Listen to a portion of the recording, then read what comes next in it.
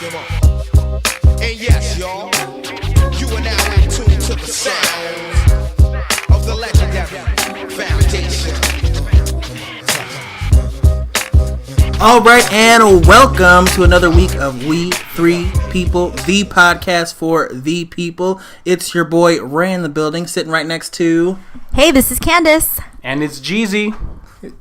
Javier. All right. Welcome back, guys. Thanks for tuning in to another week. We really appreciate the feedback we've been getting over the past 2 episodes and all the likes and ratings, and we really enjoy it. And we're going to keep bringing in that good content for you guys and keep you guys motivated and energized through this next 4 years. Give us some feedback too. We got some pretty productive feedback from all of us. What things they like, things you didn't like, and just keep it coming. We want to make this as entertaining and useful to you as possible. So hook us up. Let us know. We have a Twitter at We3People. Yeah. Or you can leave a comment on any of the platforms you're listening to. We're trying to make this better for you guys. Yeah, we definitely want to hear from you, especially if you have an opposing view or you come from the other side. We definitely want to hear what you have to say. We definitely want to hear your point of view. That's kind of the point of this, so let us know what you think, guys. And speaking of feedback, let's give some feedback on that inauguration. Did you guys tune in? Did you guys watch? I did not watch the freaking jerking off they do to the point where he gets there. I did watch his speech, though. I did as well. Thoughts, guys? Dark. Very dark. I thought he took it really dark. I thought it had, to be honest, and I know you guys aren't going to love this, I thought it rang very strongly of fascism, which I know nobody wants to hear or say, but alright, so if you guys don't know what fascism is, I'm going to read the 14 defining characteristics of fascism. By the way, guys, this was written in 2003 by Dr. Lawrence Britt. Number 1, powerful and continuing nationalism. Number 2, disdain for the recognition of human rights. Number 3, identification of enemies / scapegoats as a unifying cause. Number 4, supremacy of the military. Number 5, rampant sexism. Number 6, controlled mass media. Let me just say that one more time. Controlled mass media. Number 7, obsession with national security. Number 8, religion and government intertwined. Number 9, corporate power protected. Guys, I'm not making this shit up. Damn. Number 10, labor power suppressed. Number 11, disdain for intellectuals and the arts. Number 12, obsession with crime and punishment.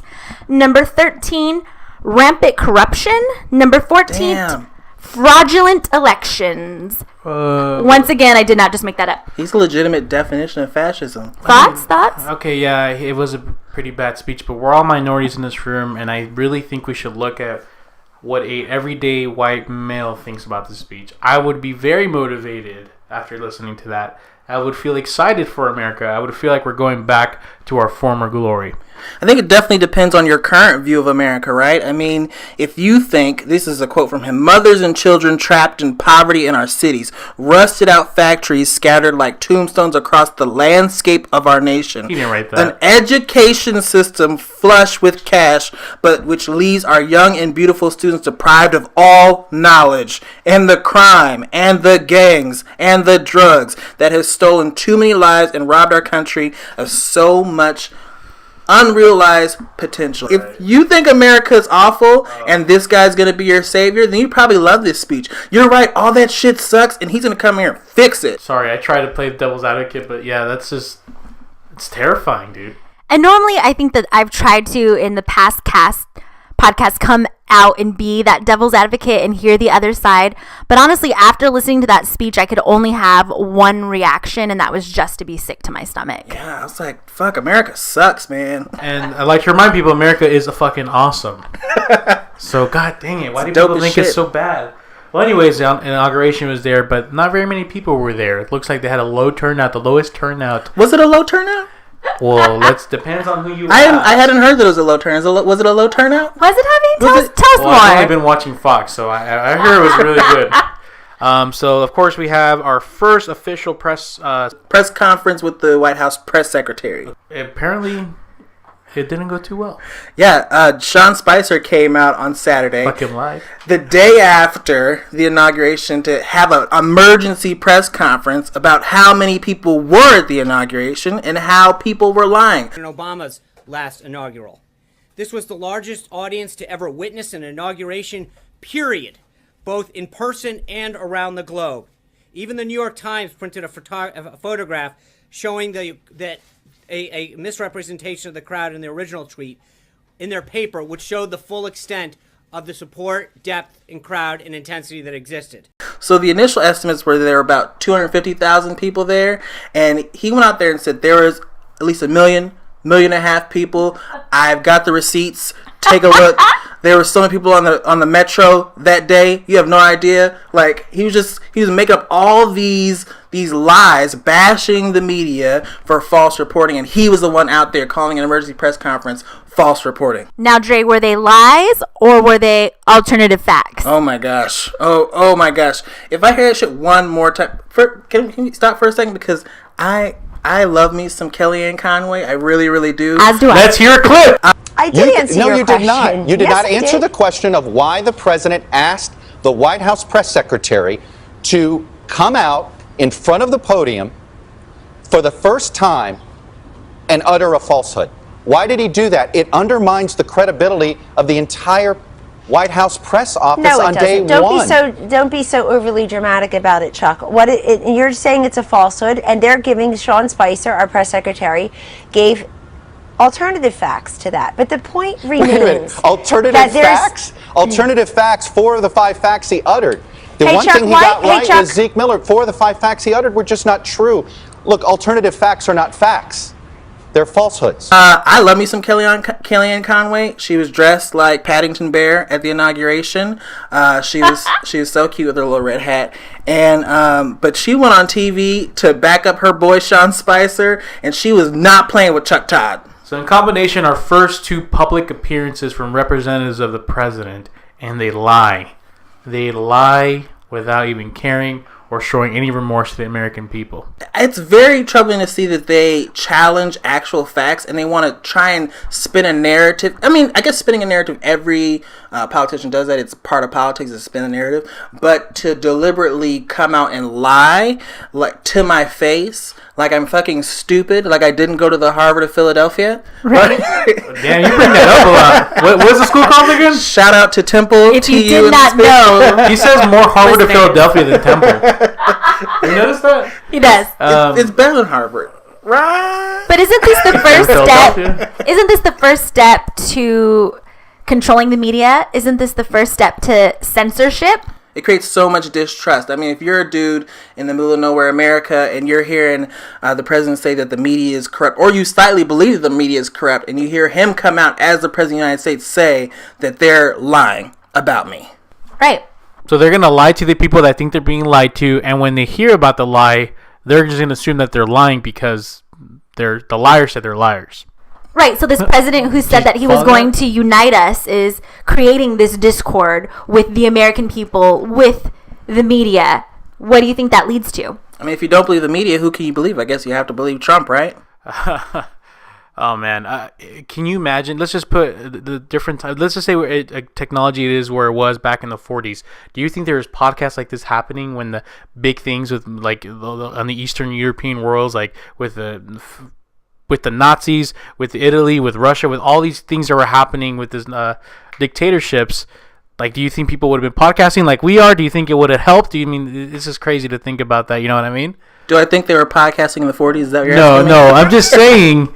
I hope it's not cut all that. Don't let it. Oh no! Did it stop? So in addition to that, Trump himself came out and claimed that there were how many illegal voters for his presidency? So that's another lie that's just being said, and oh my god, it kills me. This illegal thing hurts me home because I was illegal at one point of time, and not only was I illegal, but I had a lot of family, a lot of friends I knew, and I lived in the area with a bunch of them.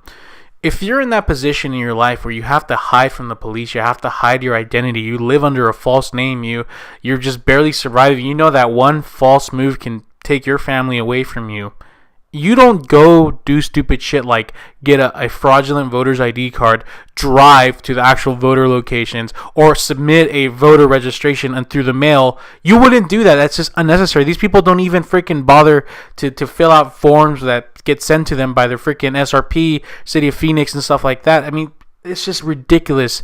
And even if some people did it, it wouldn't be 3 million. Well, I think it speaks again to him trying to separate us, for him trying to make it us against them, for him trying to blame it on somebody else, a scapegoat, which I feel like I read that somewhere earlier. Did I? I think I did. But I think it speaks to that. And more to the point, I mean, why isn't he just being the president? Why do we continue to have to watch him and his press secretary talk about how the media is lying and how he really did win and how he really did have crowds? Can he just like fucking do his job now? Do these guys not know Google exists? Oh my gosh. But dude, Do your Googles. do you think people believe him? I watch Fox News, so I do. You think they believe that there were 3 million people that voted illegally? Like 3 to 5 million people who may have voted twice or went and got fake registration. Like, who does that? They really think 3 million people organized to vote for Hillary Clinton? That's true. So I don't necessarily know that the pundits at Fox News believe it. But if you're an American citizen, if you're in middle America and you've been told by Trump and really by the Republican Party for years now that illegal immigrants are to blame, they're taking your jobs, they're overrunning your country, they're on welfare, they're taking our money, they're diminishing our public education system. Don't you think that if Trump says, and they're voting illegally to offset, your freedom and your democracy, you're not going to believe that? And it goes back to that rhetoric. Trump has told them that media lies, so when the media reports the facts and the truth, they're not going to believe it. Correct. So far it's been pretty sad. Very, very sad.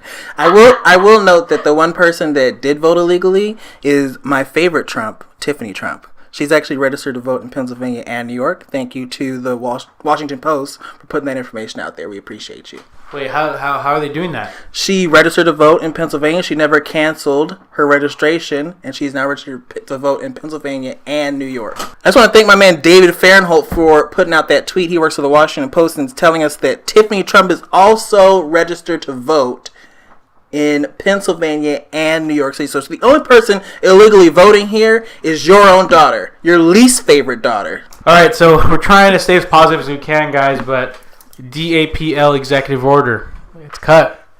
It's happening. Well, I think we knew that he was going to do it. I think that there was no one amongst us or anyone who supported DAPL who believed that Trump was actually going to leave it in place once Obama left. But I feel like that conflict of interest is probably one of the most disgusting things that we've seen so far in his presidency. It wasn't. I kind of forgot about it because I heard the good news that Obama was gonna, rescind it or whatever.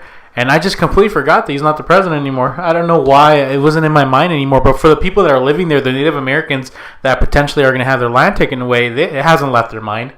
Absolutely.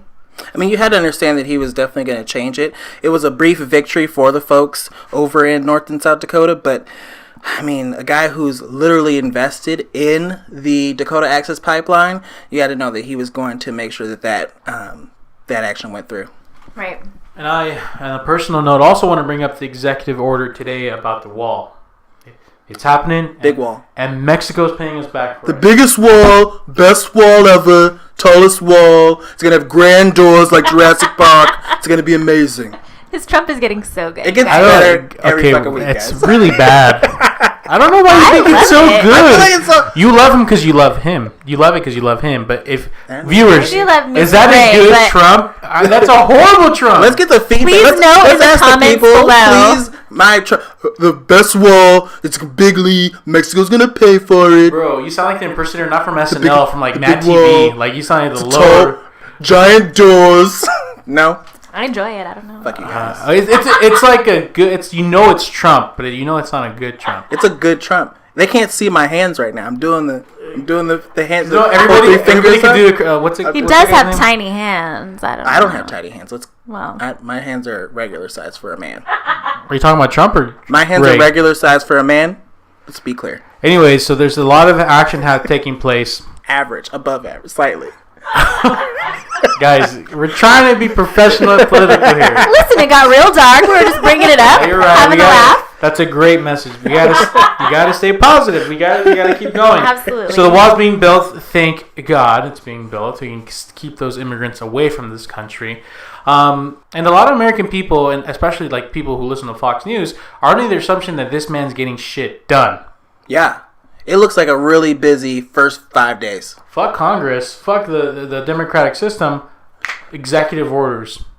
Which is what they said they hated about Obama. They said, he says, fuck the Constitution. He does whatever he wants. He signs executive orders left and right. Like he's the goddamn dictator. And then this guy comes off, the first thing he does is sign 2 executive orders on January 20th. What does he get? Praise? Adulation? He's getting shit done. I kind of agree with him. Oh, tell me more. I think we needed somebody who said fuck the Constitution to get shit done. Because things don't get done. Well, hold on. Oh, deep Slippery breath. slope. Here's the thing. Yeah. Well, I mean, technically, he could have got it done because he has a Republican House and Congress. So I don't know why he just did the fuck. The traditional way. But fuck the Constitution? All right. So let me ask you this. You are going to lunch with a woman who you know your wife doesn't appreciate. And you say, fuck my marriage vows. I'm going to go to lunch and it's not going to be that big of a deal. Even if my wife is upset, fuck it. I'm not doing anything. You're still going to go? Because that's a slippery slope. Because once you say, fuck it, and I'm going to make an exception here, then that's just a pathway to continue to make an exception and make an exception and make an exception. And then before you know it, you got some bitch knocked up with your baby and your wife, your marriage is over. Is the first bitch bad? Is she bad and bougie? Is she bad and bougie? But if she's not bad, then it's okay. I'm just saying it's a slippery slope, Javi. It's a very slippery slope to say, fuck the Constitution, because that really is sacred to Americans and to America. I mean, isn't that like our marriage vows to this country? Then why aren't they pissed off about this? We got even the people on the really far right are happy about what's happening. Yeah, it's strange that the actual Republicans in Congress are okay with it. I could see that his supporters would be definitely okay with it because they see Washington as broken, which many Democrats also see Washington as broken, that things don't get done because no one can agree. And we applauded Barack when he did those executive orders because he was getting things done that we wanted to see done, and we knew that Congress wasn't going to let him do that. So I'm not mad at him for doing the executive orders. It is a bit hypocritical for the right to just go ahead and accept those things. And that's the thing. It's just that slippery slope. And to say, shut up, he's your president. You don't get to argue. You don't get to say anything back when you spent 8 years bashing and criticizing every single thing Obama did. I mean, it's just a slippery slope. So we have to be careful that we're still being critical, even if he's doing good things. I mean, we still have to be critical because that's our job as Americans, right? So we said that we need people to kind of oppose him. We were kind of hoping, I know I said that the last podcast, that we want people to, especially people in Congress, to stand against him and kind of check him when he's wrong. And I was really proud of my boy Little Marco last week when he stood up against Rex Tillerson. And then this week he pulled a fucking bitch move, like a total, not in a woman's way, but like a little bitch. He knows where this is going later, so. He decided that he's going to vote for Rex Tillerson and help to confirm him. After he berated him and dragged him during the entire confirmation hearing, he's going to go ahead and vote for him. And this is what we cannot have when we see him doing something we totally disagree with, going ahead and moving with it because it aligns with party. That's a problem. And it's something that we talked about last week. And I said last week, I think he's doing it just for show. I think he's doing it because in 4 years he wants to say, well, I stood up and I was tough. And I think that's what he did. But that hurts his credibility to stand up and be tough and then be a little bitch. I don't think he thought about that. I don't think he anticipated some dude standing behind him with like a spine and that going viral. I don't think he anticipated that. But probably the biggest event of the weekend was the Women's March, which is fantastic, wasn't it? There was about 3 million people in the U.S. alone. There are also marches in London and Paris and various cities across the world. But 3 million Americans went outside and protested this man and what he stands for. It wasn't even the event of the weekend. It was the event of the week. It was an event of probably... It was bigger than the inauguration. Probably the century. I mean, they said it was the largest protest in history. U.S. history. To gather and come together like that as a world against someone we see as vile and wrong to humanity, that was a beautiful thing. If I had tears left from Obama leaving, I would definitely have cried. And I think for me, it was a huge wake-up call because it really was this moment where I said, oh, actually, Trump has united us all. He promised to do that, and guess what? He did. It's the one promise that he's actually, fulfilled. Women across the world, from Antarctica, we're standing on like ice with signs saying,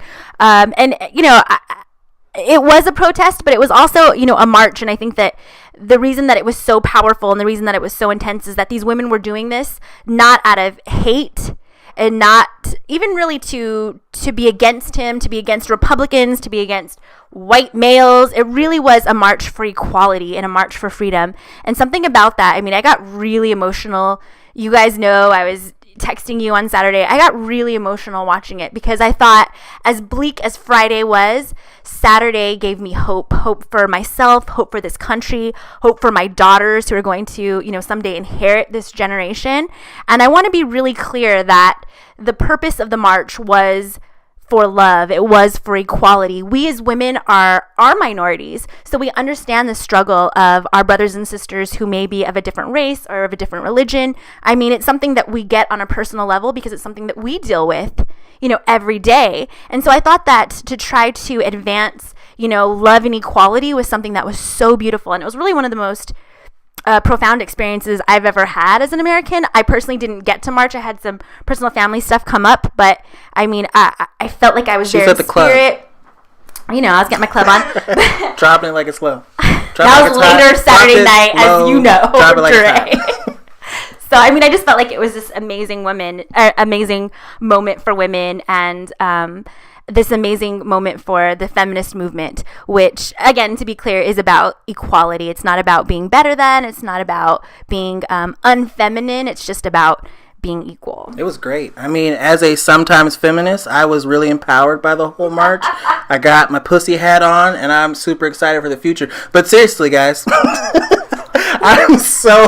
Sometimes feminist? I'm a sometimes feminist. Like, I rock with you guys most of the time. But I'm just really excited for the future. To see that many people across the world come together against this person, it's really exciting for his presidency. Yeah, being in this bubble in Arizona makes me feel like we're on the minority sometimes. Like we are wrong. Maybe maybe I am wrong. Maybe I don't deserve to be here. Like, I've thought that sometimes when all we see around us is Republicans, and I'm really happy knowing that this is a universal thing. This isn't just happening. Not just a minority thing. There was men there. There was women there of all races, religions, creeds. We like to kind of take this on as this minority, cause, but there was, white men, white women. There was, everyone was there, young, old, everyone was there marching for the same cause. And I just thought it was so beautiful. I found it really disheartening then the next day when I saw these posts about people criticizing the march, posts from other women saying, just be quiet, stop the hate, stop trying to protest. He's your president now, be quiet. Because I think that in times like this is when it matters most to stand up. This is when it matters most to have your voice be heard. And we will not be quieted. We will not sit down. What if somebody told Rosa that? Oh, actually, somebody did. What if somebody told Sonia that? What if somebody told Elizabeth Cady Stanton that? What if somebody, you can just go on and on with these people that everyone said, sit down and be quiet. And they didn't. And because they didn't, the world is a better place. So for me, for my generation, for this time in my life, I will not sit down and I will not be quiet. Yeah, it's ridiculous that especially another woman would criticize the march. I know there was a bunch of women who are pro-life who were criticizing the march, or they felt like they weren't a part of it. When, really, maybe this isn't yours. Sit out this one, guys. I don't know what to tell you. You also can't be mad when somebody is fighting for their rights. You just sit back and accept it. They want equal rights, so sit back and accept it. This isn't your fight this time. I also saw some criticism. this is going to be a little touchy, but I saw some criticism from the black community who a lot of people were saying, where were y'all at during Black Lives Matter? Yep. And honestly, guys, it's not our fight today. Right now, we're all coming together of all different races, fighting against one force that is going to directly affect us for maybe even the rest of a lot of folks' lives, right? So, in this one, the Black Lives Matter, sit back. We don't need to be divisive in this moment.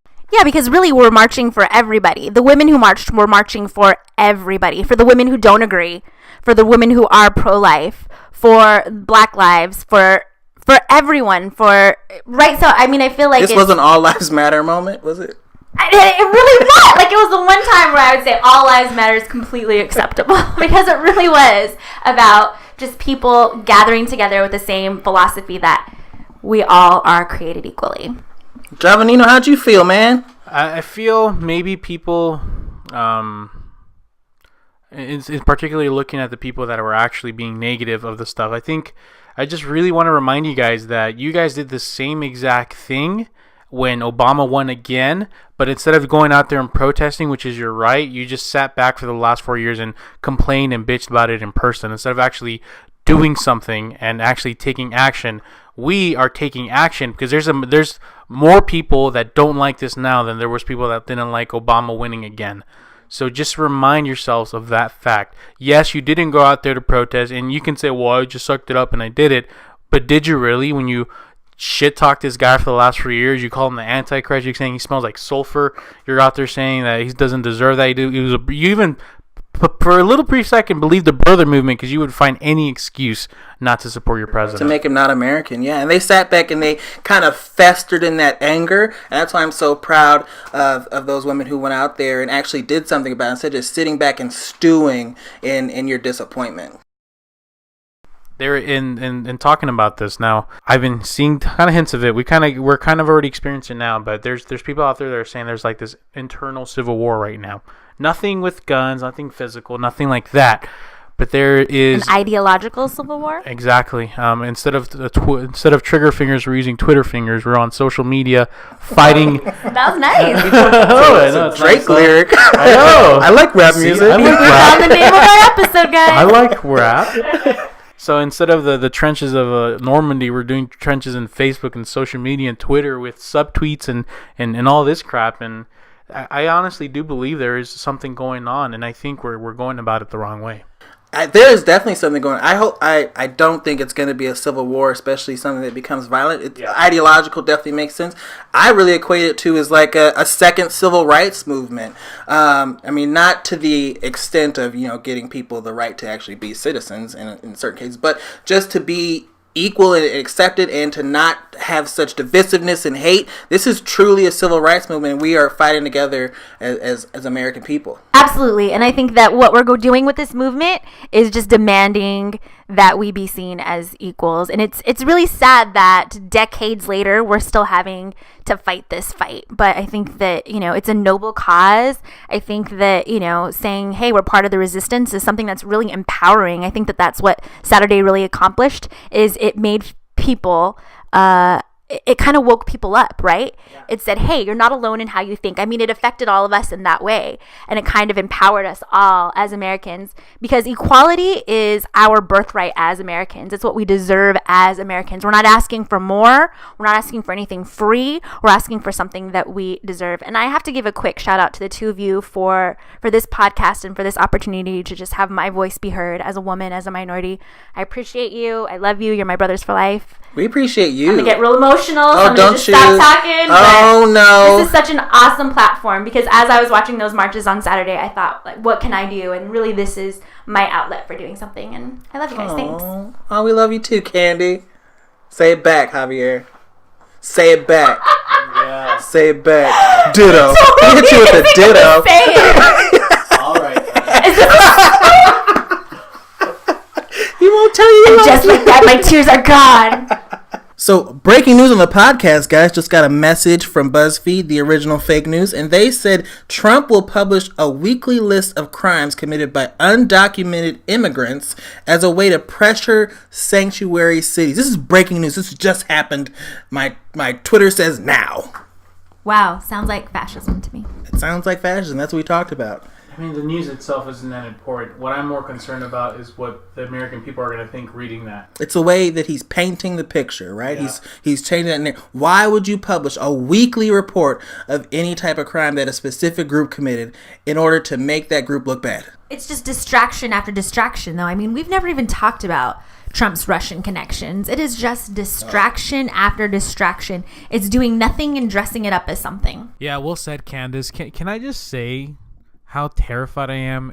Every morning I go to the news and I just pray that he didn't make any executive orders against deferred action. I know you guys, we usually text each other in the morning as soon as we hear some crazy news, but to me it's like this can change my life if I hear something, you know what I mean? Do you guys feel that same fear every time you wake up and you see a bunch of new executive actions? No. No, we don't.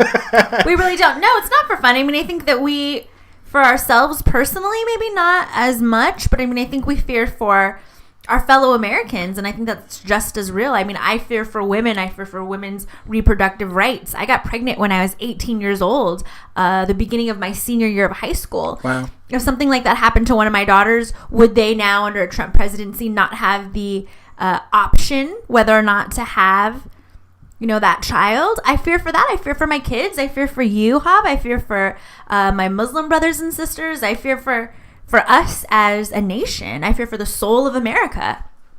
That's real liberal of you. Can I just say that you're fighting for your children's right to get abortions? That's real liberal of you. You've never been a pregnant teenager. It's a real thing, and it's a real concern. And, I'm not saying I've been advocating that. Obviously, I didn't do it. I have a 17-year-old daughter, but I'm saying that if that happened, I'd want them to have that decision because that affects the rest of their lives. Because it's their right. Absolutely. It's their right as women. You're fighting for their right, not their right to get an abortion. You're fighting for their rights. Whoa. I mean, you're fighting for their right to get a... You keep bringing it up. I'm fighting for their rights to choose what they do with their bodies. Absolutely. Right. I'm fighting for their rights to choose. Like I said, I chose not to, but my daughter should have the right to choose what they do with their life. And it was the right decision for me. Had I gone through with it, that would have been an equally right decision for the time. My kids know this. This is not a secret to anyone who knows me. But I mean, we're fighting for our kids and for our future. Yeah, you make a good point, Candace, but don't you think that maybe in order to find results and find a solution in this country, we need to meet halfway? So obviously they want to have completely no abortions whatsoever, and we want to have it open to have the decision. If that's what half the country thinks on each side, shouldn't we come up to a conclusion that benefits both parties, where both parties win? When it comes to a woman's right to decide what she does with her body, absolutely not. Yeah, some things just are black and white, right? True. It's a democracy, so we need to have... That's why it's important for there to be two parties, because there are two ideologies. I mean, if you include the Green Party and whatever other party that ran, there are different ideologies in this country, and all sides need to be heard, and we all need to come together as a group and find out what works best for all Americans, not just our own interests.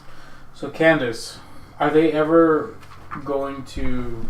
What do you guys fight for when it comes to this abortion thing? Can you educate the man about this, really? Is there laws right now that prevent women from going out and getting one, or is it just the fact that they're defunding Planned Parenthood? There isn't, and there's always been regulations as far as abortion. The federal government does not pay for abortions, so that's a common myth about Planned Parenthood. But I think that I agree with what you're saying, that there needs to be a middle ground. Late-term abortions are not legal. I mean, there already is. We've already made that compromise. That's been done. That work has been done. And so I think that's why as women we feel like we're taking a step backwards, because we've made those compromises, Javi. We've done that already. And now they're trying to take away what we already have. The federal government does not pay for abortions. You are not allowed to abort a 9-month-old child, contrary to what Trump said while he was campaigning. Oh my God. So, I mean, I just want to clear that up. And it's important because when we start allowing them to control what they do with our bodies, like I was saying earlier, it's a slippery slope. And I understand as a man, never having the government regulate your body and what you can do with it, you don't understand.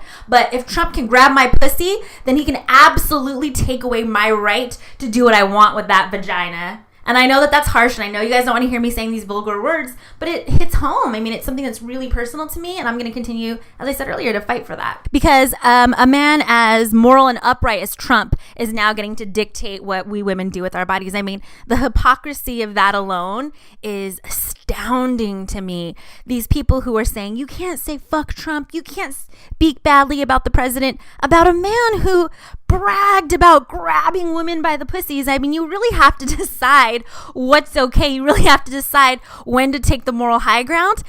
Saying, well, I'm going to vote for Trump because I believe that God can work through him. I didn't hear anyone saying that about Obama, but now we're going to say it about Trump because God's going to choose God's not a Republican, guys. God's not choosing sides. He's not helping one president and not helping another. That's just not how it works. God's in the Green Party. God loves Bernie because he's Jewish and they're the chosen people. Like, if we're going to get real. And the abortion argument is so old and tired. When did they vote on it? Like in the 70s, Roe v. Wade passed? Separation of church and state. They did it in the beginning. It's been this way for 30, 40 years. Get over it, guys. Like, if you don't agree with abortions, don't fucking get an abortion. All right, that's enough about abortions, Candace. Let's talk about back to this whole ideological civil war we got going on. Want to make it very clear, this isn't about race. This isn't about Democrat versus Republican, because that's the first thing people would say. You know, you start talking and you mention something about race and they go, oh, you're race baiting. Here you go again. It has nothing to do with that. I heard a word today that I think best describes the situation. It's not racist. It's not a political thing. It's what I think would have considered tribalism. Is that the right word for it? I would actually agree. I love that word, but I don't think it's about minorities. I mean, like I said earlier, look at the people who marched. It's not just about color anymore. It's just about, and it's not about us versus them. It's about standing up for equality. And if you're on the opposite side of that, if you are still, after this week, making excuses for Trump, if you're still saying to me, give him a chance, I'm sorry, I'm done with that. No more. Then I'm not the one that needs to sit down and be quiet. You are. You can love your president, but you don't get to tell me that I have to be quiet because I disagree with what he's doing. When he starts limiting our civil rights, when he starts trying to limit putting on gag orders and limiting what people can say and publicizing lists, that's not going to be okay. Like you said earlier, Javi, there is going to come a day of reckoning, and there's going to come a day where we have to be accountable for where we stood. And absolutely, it'll always be on the side of equality. It'll always be for that march. It's not about us versus them. It's not about white versus brown. It's not about those things anymore. It's this much bigger issue. It's not even about Democrats versus Republicans. It's about the resistance. The resistance of what? Of people who feel like the old way, who want the status quo to continue, and people who feel like we need to continue to move forward. There is this absolute backward movement happening right now across our nation, and it's taking us back. It's taking us back. And as a nation, we're better than that. We're better than that. And the three of us, our common goals, because we don't agree on everything, and that's fine, but the commonality between the three of us is that we believe in forward motion for our nation, forward motion for our people, forward motion for minorities, for immigrants, for women. That's the resistance. All right, guys, that was another great episode of We Three People. We really thank you guys for listening in, subscribing. Please rate us so we can climb those charts, so we can get our voices heard, your voices heard, more people hearing voices, not in a crazy way, not like Baron von Trump. Oh. Have a good week, y'all. Thanks for listening, guys. We know we went hard this week, but we appreciate you listening. Please make sure to leave us comments. Let us know what you think. And of course, if you're listening to this on iTunes or YouTube, hit a like, do give us a 5-star review. Help us out here. We're trying to get exposed. And if you would share this podcast with someone of different beliefs or similar beliefs, let's get a conversation started in this country. Let's go forward. Be the change.